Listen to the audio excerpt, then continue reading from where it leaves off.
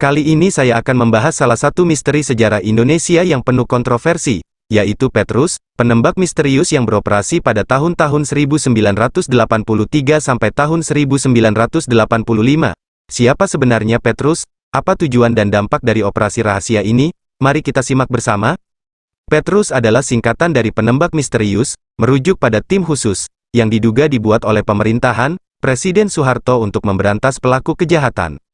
Tanpa melalui pengadilan, ribuan orang yang dicap sebagai preman, perampok, atau pelaku kriminal lainnya dibunuh secara brutal oleh Petrus. Korban-korban Petrus biasanya ditemukan dengan tangan dan leher terikat, luka tembak di tubuhnya, dan dimasukkan ke dalam karung yang ditinggalkan di pinggir jalan, sungai, laut, hutan, atau kebun. Pada awalnya Soeharto meminta langkah efektif untuk menghilangkan kriminalitas yang terjadi di masyarakat.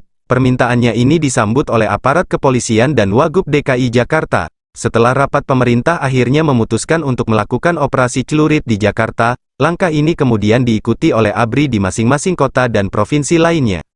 Operasi Petrus pertama kali dilakukan di Yogyakarta oleh Komandan Kodim, Letkol M. Hasbi, yang mengaku melakukan operasi pembersihan para gali, sebutan untuk preman di sana.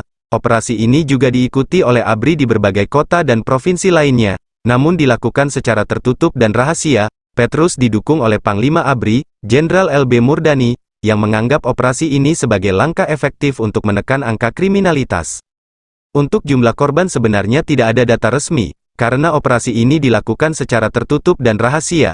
Namun, berdasarkan beberapa sumber, diperkirakan bahwa korban tewas mencapai lebih dari 10.000 orang di seluruh Indonesia. Angka ini didasarkan pada penelitian David Bosir yang berjudul, Crime, Law, and State Authority in Indonesia, pada 1990, sedangkan menurut Komnas HAM, jumlah korban yang diterima dari pengaduan mencapai 2.000 orang lebih.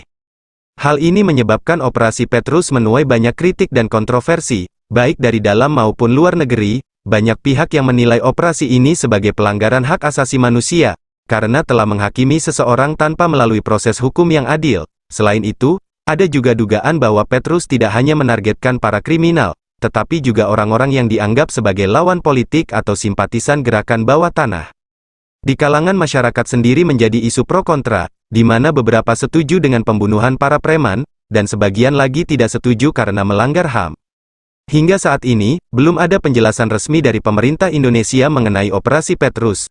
Tidak ada yang tahu siapa sebenarnya pelaku, penyelenggara, dan dalang di balik operasi ini. Petrus tetap menjadi salah satu misteri sejarah Indonesia yang belum terungkap. Apakah Anda punya pendapat atau teori tentang Petrus? Silakan tulis di kolom komentar di bawah. Jangan lupa untuk like, share, dan subscribe channel saya.